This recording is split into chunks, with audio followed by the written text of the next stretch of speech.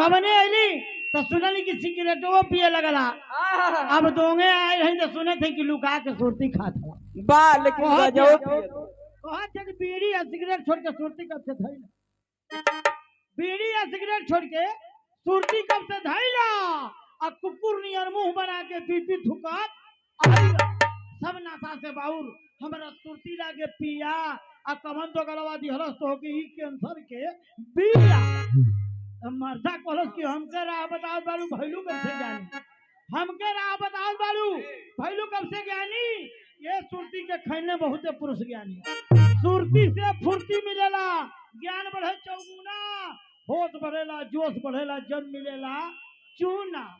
तो मेहररुआ कहला कि मसगुर शरीफ पीब हो जाई, मसगुर शरीफ पीब हो जाई, लोगवा देख घिनाई आ केतनो दांत सफाई करवा मुंह फक भक बकवाई।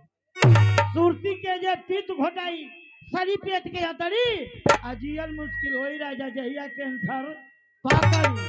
तब मर्दा कहलस कि तू का जनबू सुरती के कैसन होला स्वाद, तू का जनबू सुरती के कैसन होला स्वाद। ये सुरती के प्रेम खैले राजेंद्र प्रसाद, 16 फिल्म में डाकू बनला सुरती खैले गप्पर और उन्हों से बड़ खाना 13 में अब जब मेहररुआ कलश के सुरती के जे आदत लागी ना छुटला से छुटी। अरे मास्टर सुरती के जे आदत लागी ना छुटला से छुटी, पहले जैसन मुंह हो जाए जाए अगला दतवा सुरती जे लगे ना रही घुम घुम दांत चियरबो भीख मंगा दे नियत सबकी आगे हाथ पसरवा।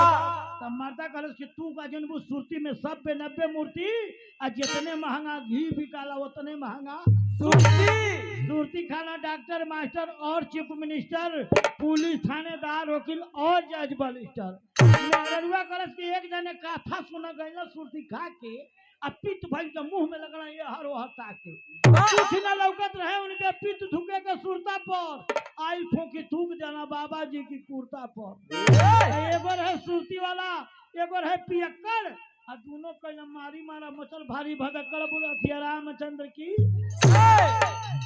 देखा एगो हमार डुप्लीकेट लगा दी हमारे यही तरह तनी हम पियक्कड़ी पर ढेर कहना काजे सुन के हमार बतिया सुधर जा। मेहररुआ कहत छ कि अरे भट्ठा पर गई ले हो हो अरे भट्ठा पर गई ले कचिया पी के अइले, भट्ठा पर गई ले कचिया पी के अइले सैना